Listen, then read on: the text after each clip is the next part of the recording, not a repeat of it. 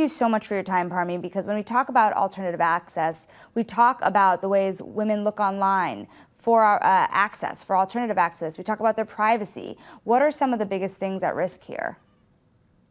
Well, privacy is an issue that's going to be at risk. I think there is a real gray area around the liability of women who seek abortions in these states, which could potentially ban abortion if Roe versus Wade is overturned.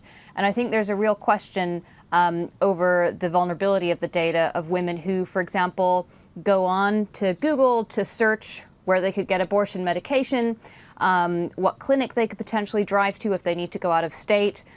All that information is already, online and available to advertisers and other third parties. And so although, the real liability legally that we know of at this point in areas where abortion is restricted, like Texas, really focuses on the healthcare providers and people who aid and abet abortion. So someone who drives a woman to a clinic, not the woman themselves. But I think there's still going to be a real sense of concern among women if these laws are enacted and abortion is much more restricted, whether they themselves could be legally liable, particularly if they need to go to websites to order an abortion pill and self-administer an abortion. To what extent would they be considered liable under the law? Well, even if they were to visit a clinic, something interesting was a Vice story from 2020, so just a couple days ago, really, or yesterday, that had explained that data brokers are really also giving location data, whether you've been to a clinic, where you went afterwards, and the ramifications that might have. What's the fallout from this, and how widespread is this type of a practice? Well, it's very widespread for advertisers and data brokers to collect that kind of information. And I think in the case of that particular article, I think it's worth noting that the data broker in that story was not collecting data from specific phones, but from groups of phones.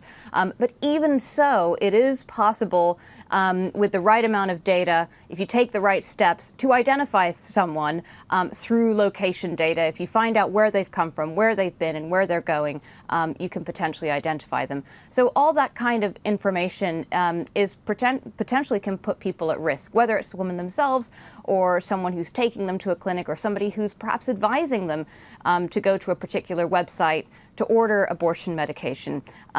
The websites that do sell medication like this, I think, are going to see a real explosion in popularity if clinics are being shut down in all sorts of different states in the U.S. So that will be an option for women. But they'll probably, those who do want to seek out that kind of medication will need to, maybe look into privacy tools that they can enact, whether it's a private browser or an encrypted messaging app to talk to someone about what tools they want to use or what medication they should use. Those sorts of things I think are going to become more important and relevant for women who potentially need an abortion. You've talked about the legal ramifications here, but the reality is that there could be some ramifications in terms of putting women in harm's way for people that don't agree with them as well. So what are some of the safety concerns that can be associated with some of this data? Well, I think, again, it's about liability, isn't it? So if there's not only liability from a legal perspective, but also personal data getting out and found by perhaps campaigners or online vigilantes who are perhaps emboldened by a change in the law. This kind of public shaming of people online is a very common occurrence. We see it all the time on social media. And you can only imagine that if there's a major change in the law and public opinion skews in a particular direction, that could be another risk that women face, that if information about what they're looking up or where they're going is found out by someone, that they not only face the ramifications of going into legal hot water, but also being publicly shamed by someone. Something interesting that you've noted to us as well is that, for example, in Texas, citizens can win a $10,000 reward if they successfully sue someone who helped a woman get an abortion. So how much do you see things like that continuing along different state lines as different states weigh the risk of the overturn of Roe v. Wade? Yeah, I think it's hard to tell at this point, but I think the law in Texas is very illuminating in the sense that it shows that there are rules that could incentivize people to flag offenders of the law, whether it's women or the aiders and abettors of women who need an abortion. And I wouldn't be surprised at all to see other states potentially bring in similar rules that Texas has pioneered.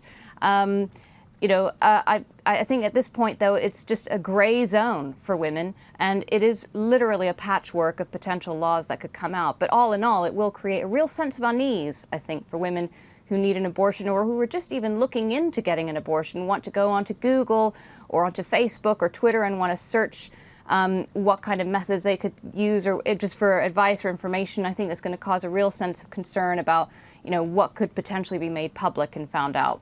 What does this mean for employers also, Parmy? I know you cover a lot of big tech companies. For an example, and there are some companies already, Citigroup, for an example, that does cover the abortion benefit across state lines to travel out of state. And so for the states that don't allow for it to happen there. So what is the responsibility of companies, and what challenging position are they put in as this landscape changes across state lines? Well, I think they're put in a very challenging position, particularly if they're headquartered in a state which decides to outlaw abortion. They might need to consider moving their headquarters if they feel that they want to give women a benefit, for example, a $4,000 or $2,000, whatever budget to go out of state, to drive out of state, to go to an abortion clinic if they need to. So I think it certainly does put tech companies at odds and in a very awkward position with the law. And I think also social media companies too, and communications providers like Facebook, for example. They provide an encrypted messaging service, WhatsApp, Facebook Messenger.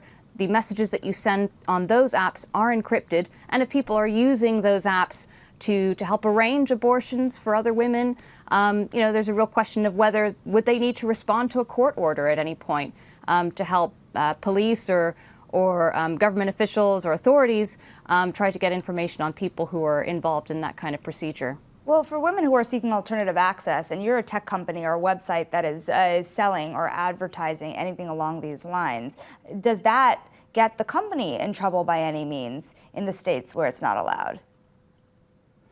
Do you mean if advertising for potential clinics, abortion clinics? Then yes, I imagine alternative access, pills, all of the above, really. Yeah, absolutely. I think that's a great point. So I think if you're a website like Plan C is one website, Aid Access is another website. They're telemedicine services that offer abortion medication that women can actually order from. They can get the medication in the mail. And this is a new thing, by the way. The FDA, only in December of last year, made it legal for women or people to order this medication from these websites and get them directly in the mail without needing a doctor's prescription. They can do it themselves. So I think they'll be, it's going to put these companies in a difficult position when it comes to advertising. But I suppose that's something that the tech companies will have to deal with, media companies will have to deal with. It's certainly something that these companies are going to have to be very careful about.